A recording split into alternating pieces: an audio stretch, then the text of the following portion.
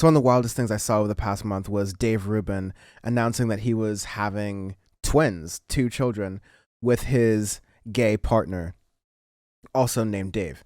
Now, I've known that Dave is gay and has a partner also named Dave, and I've known this for a while because I used to work at TYT with Dave Rubin, and like many of the characters that have come through TYT, I have some stories and information about them and what is like around them, and some interesting recollections about, or some interesting thoughts about what they've become in the years since we interacted more closely. But the crazy thing that happened was the absolute burn and reaction that you saw from people on the right, that a fellow right winger, someone they agree with on everything else ideologically, at least they think, is turning on them or is bad because, you know, it's Republicans are also built on ostracizing gay people so much. And so it's funny because Dave Rubin made this whole bit about his transformation from going from the left wing to the right wing.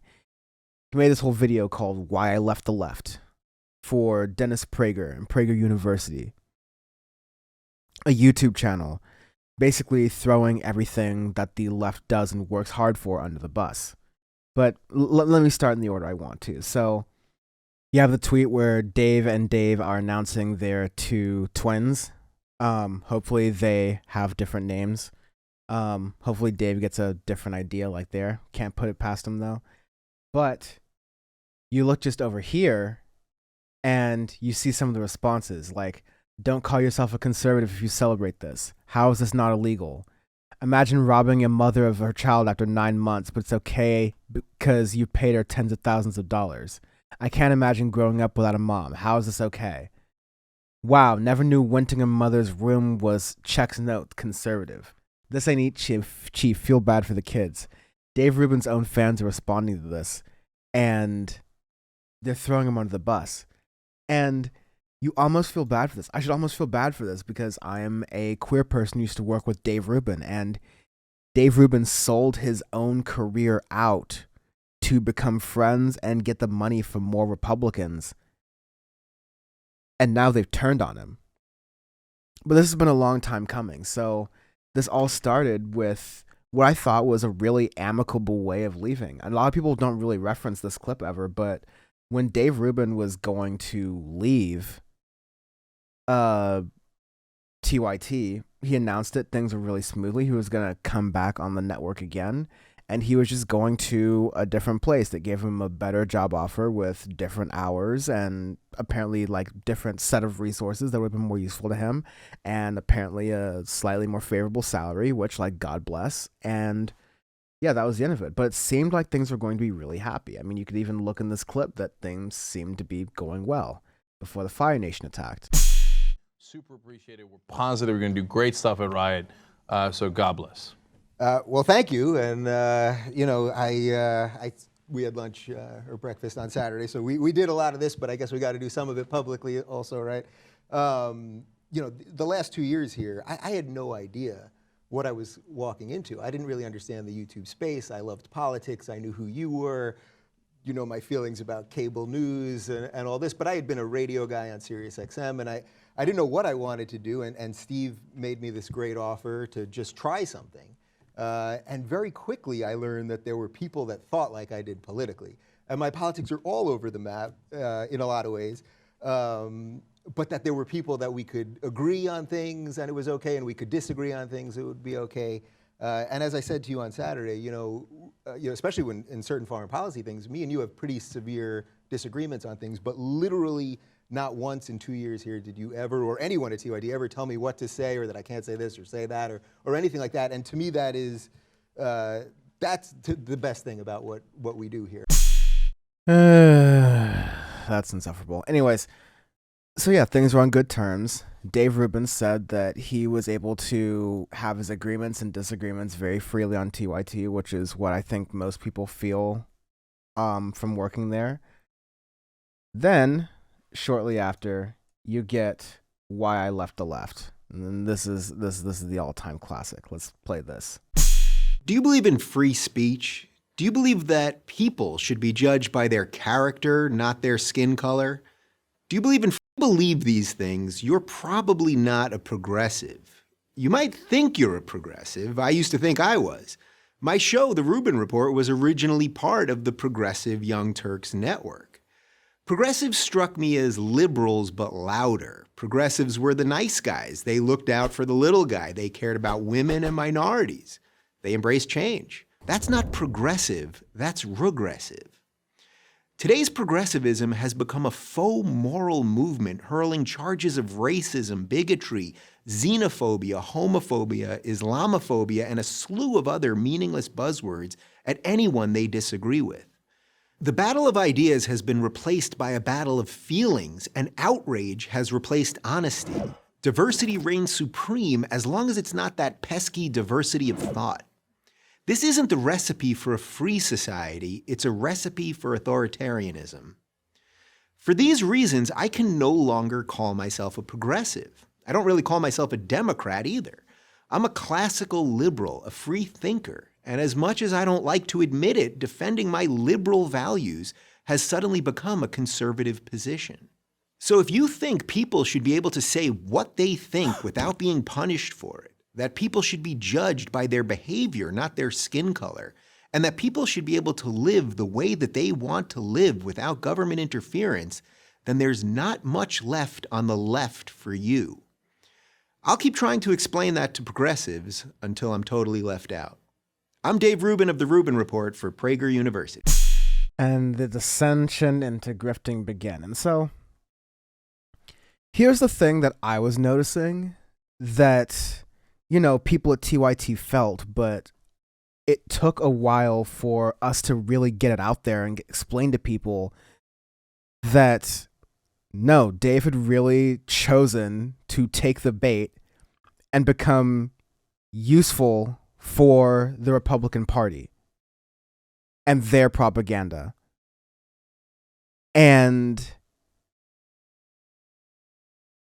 when we would assert that he was just being used, people would say, oh, you're being mean, you're being too harsh for him. Dave Rubin can think for himself, but no, it was pretty clear that he was being used, so much so that people were brazenly being honest with, people like Dennis Prager were being brazenly honest with how he was being used.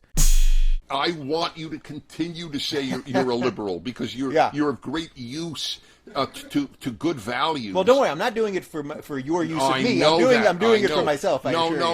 It's like Christians who say to me, oh, we would love you to come to Christ, but you are so valuable to us as a Jew when you defend us Christians. Yeah. And they're right. You are valuable in the best sense of the word. Because America needs people who are clearly liberal and to be honest, and fall into the category of kosher as gay. Yeah. To say, hey, hello, the conservatives are not hate mongers. Hello, they should be heard. And maybe every so often you should read National Review, right, or watch a PragerU video. These motherfuckers are literally holding cigars. And let me just say, what I love is that when he says, like, it's so good for the brand that you say you're liberal. It's like these moments. That is what makes Dave fascinating. Man, I miss Michael Brooks. Just even hearing us laugh in that clip. Literally, what a guy. And so, yeah, Dennis Prager talked about, you are very useful in that way. And he tried to walk it back because he caught what he was doing. It was getting kind of offensive there. But Why I Left the Left was the very first blow. And Rubin Report would later become funded by a group called Learn Liberty, which is funded by Republican mega donor Charles Koch, who the Koch Industries is America's second largest private company. And they're choosing to stay in Russia and support Putin's demented regimes. They can continue to make goods and profit off of the region. Just what classical liberals really want and dream of is to support the Russian regime right now. But he would go on to attack TYT. It would begin to abandon the leftist center views that he claimed to hold closely for years. He had conservatives on his show, but wouldn't challenge their ideas. These would be outright white nationalists who would talk about the extermination of people of color and he would just bat an eye, literally turn the other cheek conveniently in that way. Rubin said that challenging people just wasn't his interview style, even though he would invite controversial guests, and his main point of controversy with them would be, isn't it weird how you're controversial and can't just talk about your ideas? Your ideas themselves are not really controversial, but people hate you for some reason, and that's weird. You should say whatever you want, regardless of what it means.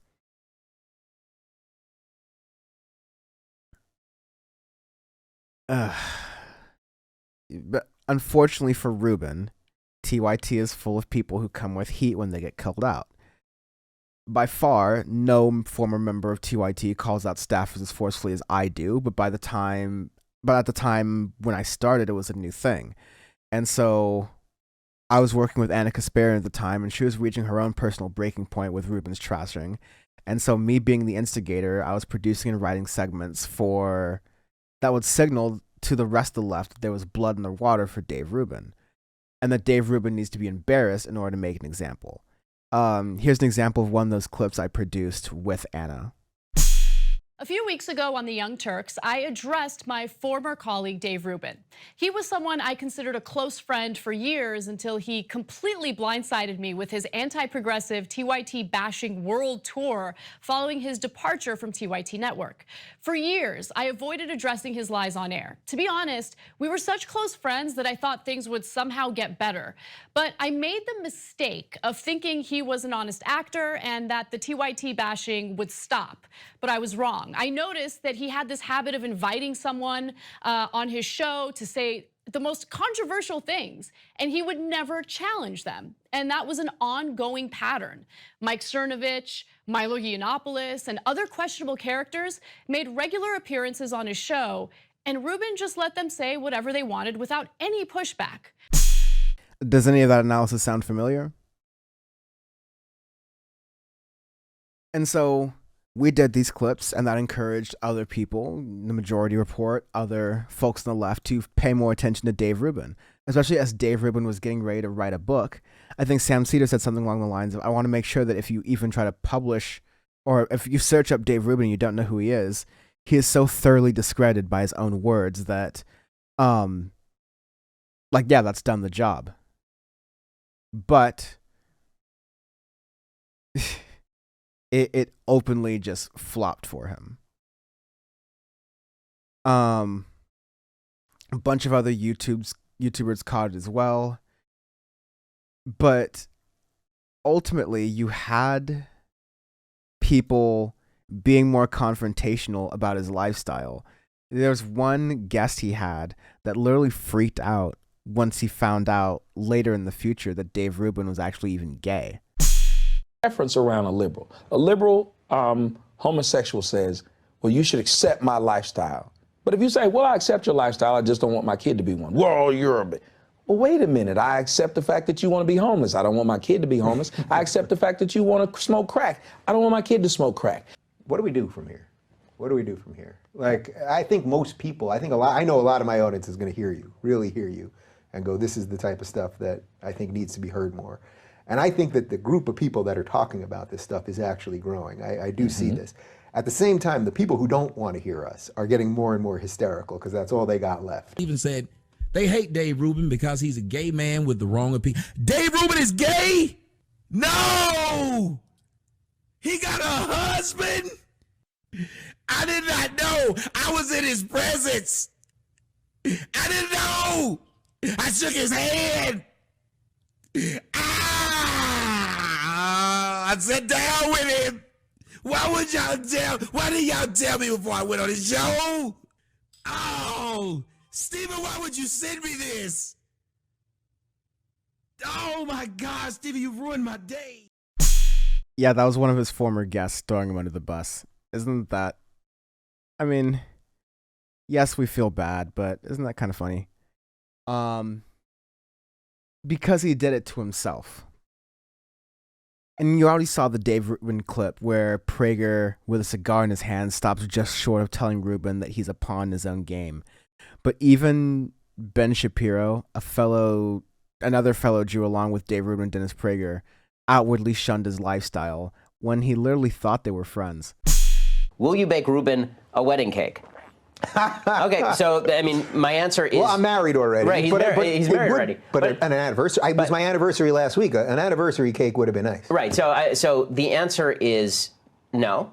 And the reason I won't is because as a religious Jew, I do not participate in activities that I believe are sinful. And he would have done it kosher, the whole thing, man. Well, now I feel bad. He would have done it for you. You got me this close. Putting that aside, you can't have David's kosher cake now. If we were having an anniversary party, would you come? If I was inviting all the crew that we all know, and we were just an anniversary party, we're just having a party, and I'll even throw in some kosher food for you to make sure you don't have to bring your own food. You know, honestly, I'd have to think about it. I'd have to think about it in the same way. So that's interesting to me, because that's a different thing. Well, not really, because again, if you're a religious person, and again, take it from the religious perspective. From the religious perspective, the question is, are you glorifying something that you think is sinful? Yeah. Are you glorifying sin? God. Dave Rubin is down horrendous. He's trying. Okay, well, we'll make it kosher. We'll make you a thing. Will you come to the wedding? Will you come to the after party? Will you come to the? No, it's a moral issue for me. My religion doesn't care about. My interpretation of our religion doesn't care about our friendship.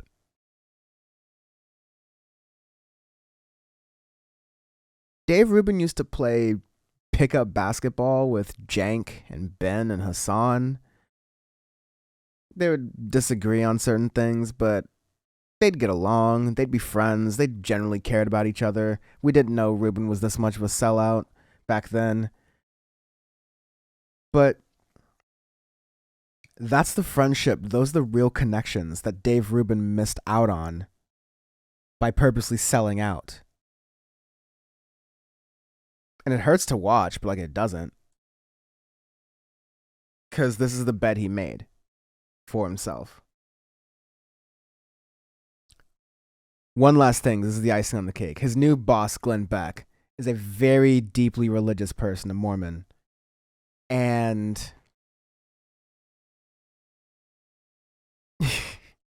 he was also employing Glenn Beck and has a very conservative audience. And so he has to ride this line of catering to his conservative audience while not giving in to Dave Rubin's gay lifestyle, but still supporting Dave Rubin. So it's a really weird mix. I'm going to play this last clip. It's a little bit on the longer side. It's 2 minutes, but it's so worth it because of how condescending Glenn Beck is. You have to really imagine that this is one of the clips that really broke Dave Rubin down at the end of the day.